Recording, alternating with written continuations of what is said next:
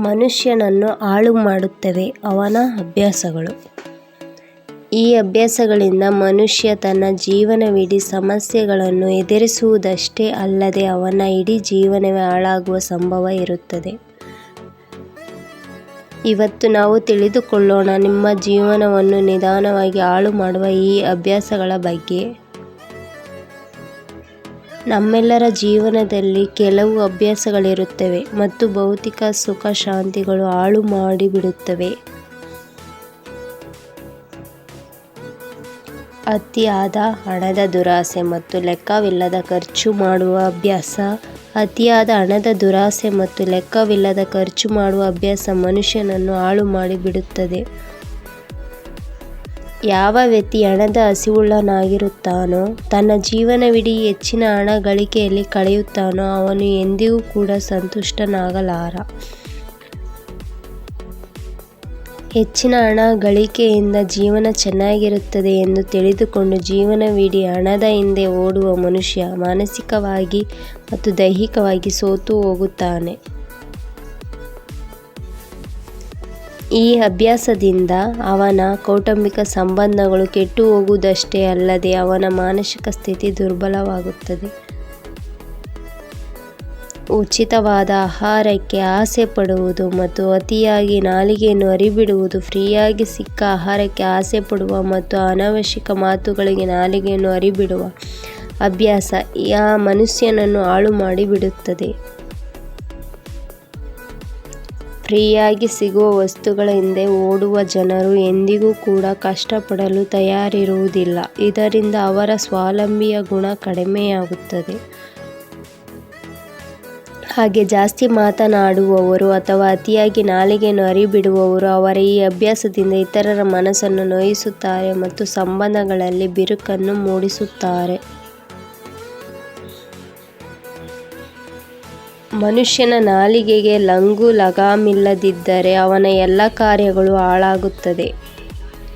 ಸಿಟ್ಟಿನಲ್ಲಿ ತೆಗೆದುಕೊಂಡ ನಿರ್ಧಾರ, ಸಂತೋಷದಲ್ಲಿ ಕೊಟ್ಟ ಮಾತು, ದುಃಖದಲ್ಲಿರುವಾಗ ಹಾಕಿದ ಶಾಪ. ಸಿಟ್ಟಿನಲ್ಲಿ ತೆಗೆದುಕೊಂಡ ನಿರ್ಧಾರಗಳು ಹೆಚ್ಚಿನ ಸಲ ತಪ್ಪಾಗುತ್ತದೆ.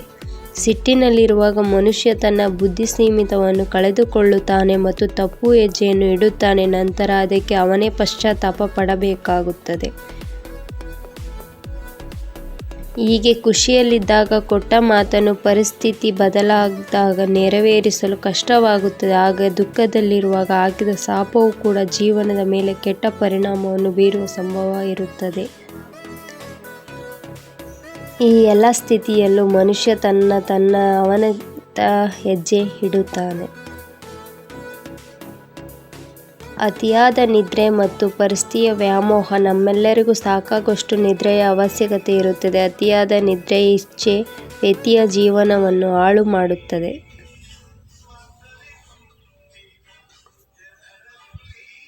ಮನುಷ್ಯ ಸೋಮಾರಿತನದಿಂದ ಹಗಲು ರಾತ್ರಿ ನಿದ್ರೆಯಲ್ಲಿಯೇ ಸಮಯವನ್ನು ಹಾಳು ಮಾಡಿದಾಗ ಮನುಷ್ಯನ ಮಾನಸಿಕ ಮತ್ತು ದೈಹಿಕ ವಿಕಾಸ ನಿಂತು ಹೋಗುತ್ತದೆ. ಹಾಗೆ ಪರಸ್ತ್ರೀಯ ಜೊತೆಗೆ ಸಂಬಂಧವನ್ನು ಬೆಳೆಸುವುದು ಕೂಡ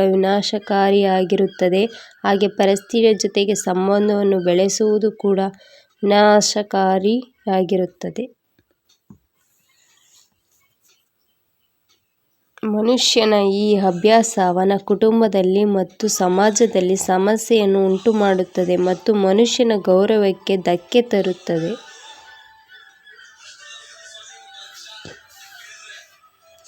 ಬಡವರನ್ನು ಅವಮಾನ ಮತ್ತು ಶ್ರೀಮಂತರ ಸಮ್ಮಾನ. ಒಂದು ವೇಳೆ ನೀವು ಬಡವರನ್ನು ಅವಮಾನಿಸುತ್ತೀರಿ ಮತ್ತು ಕೇವಲ ಶ್ರೀಮಂತರಿಗೆ ಗೌರವ ಕೊಡುತ್ತೀರಾದರೆ ಈ ಅಭ್ಯಾಸ ನಿಮ್ಮ ಜೀವನವನ್ನು ಹಾಳು ಮಾಡುತ್ತದೆ. ಜ್ಞಾನಿಯೊಬ್ಬರು ಹೇಳಿದಂತೆ, ಕುದುರೆಯ ಹಿಂದೆ ಮತ್ತು ಧನಿಕನ ಮುಂದೆ ಯಾವತ್ತೂ ಹೋಗಬಾರದು, ಏಕೆಂದರೆ ಇಬ್ಬರೂ ಯಾವಾಗ ಬೇಕಾದರೂ ನಿಮ್ಮನ್ನು ಒದೆಯಬಹುದು. ಬಡವನಿಗೆ ಗೌರವ ಕೊಡುವುದರಿಂದ ನಿಮ್ಮ ಪುಣ್ಯ ಹೆಚ್ಚುತ್ತದೆ. ಅದೇ ಶ್ರೀಮಂತರ ಹಿಂದೆ ಓಡುವುದು ನಿಮ್ಮ ಅವನತಿಗೆ ಕಾರಣವಾಗುತ್ತದೆ. ಮಕ್ಕಳು, ವೃದ್ಧರು ಮತ್ತು ಅಸಹಾಯಕ ವ್ಯಕ್ತಿಗಳ ಬಗ್ಗೆ ಅಸಡ್ಡೆಯನ್ನು ತೋರುವುದು. ಯಾವಾಗ ನಾವು ನಮ್ಮ ಜೀವನದಲ್ಲಿ ಬಾಲ್ಯ, ವೃದ್ಧ ಮತ್ತು ಸಹಾಯಕರ ಅಸಡ್ಡೆಯನ್ನು ಮಾಡುತ್ತೇವೋ ನಮ್ಮ ಎಲ್ಲ ಪುಣ್ಯಗಳು ಅಲ್ಲೇ ನಾಶವಾಗಿ ಹೋಗುತ್ತವೆ. ಈ ಅಭ್ಯಾಸಗಳಿಂದ ನಿಮ್ಮ ಜೀವನದ ಒಳ್ಳೆಯತನ ಮುಗಿದು ಹೋಗುತ್ತದೆ. ಬಾಲವೃದ್ಧ ಮತ್ತು ಅಸಹಾಯಕರ ಭಗವಂತನ ಮಕ್ಕಳಾಗಿದ್ದು ಇವರ ಅವಮಾನ ಮಾಡುವುದು ಯಾವ ದೃಷ್ಟಿಯಿಂದಲೂ ಸರಿಯಿಲ್ಲ.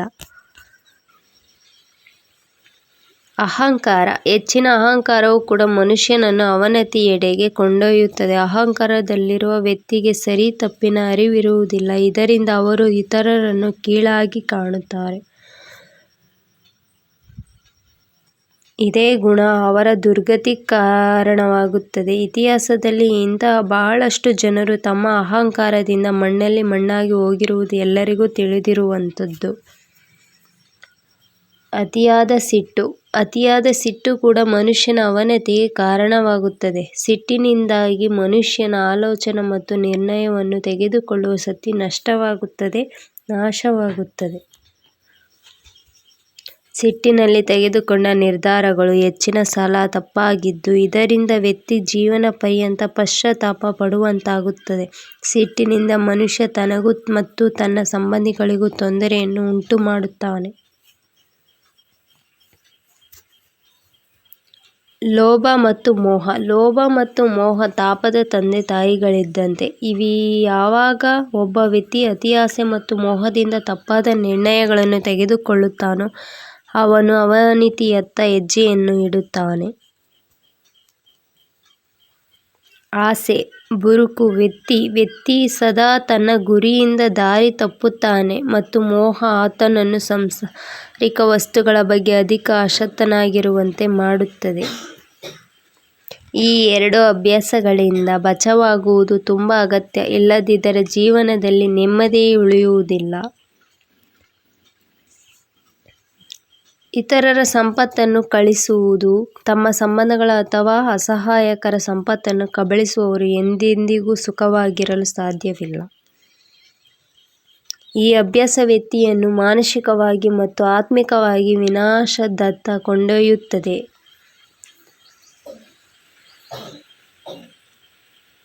ಬೇರೆಯವರ ವಸ್ತುಗಳನ್ನು ಕಬಳಿಸುವ ಇಚ್ಛೆಯನ್ನು ಇಟ್ಟುಕೊಳ್ಳುವ ವ್ಯಕ್ತಿ ಎಂದಿಗೂ ಕೂಡ ನೆಮ್ಮದಿಯಿಂದ ಇರಲಾರ. ಗೆಳೆಯರೇ, ಇಂತಹ ಅಭ್ಯಾಸಗಳನ್ನು ಹೊಂದುವುದರಿಂದ ಕೇವಲ ನಿಮ್ಮ ಮಾನಸಿಕ ಮತ್ತು ದೈಹಿಕ ಸ್ಥಿತಿ ಹಾಳಾಗುವುದಷ್ಟೇ ಅಲ್ಲದೆ ನಿಮ್ಮ ಇಡೀ ಜೀವನವೇ ನಾಶವಾಗಿ ಬಿಡುತ್ತದೆ. ಹಾಗಾಗಿ ಇಂತಹ ಅಭ್ಯಾಸಗಳಿಂದ ದೂರವಿರುವುದರಿಂದ ನೆಮ್ಮದಿಯಿಂದ ಬದುಕಲು ಸಾಧ್ಯವಾಗುತ್ತದೆ.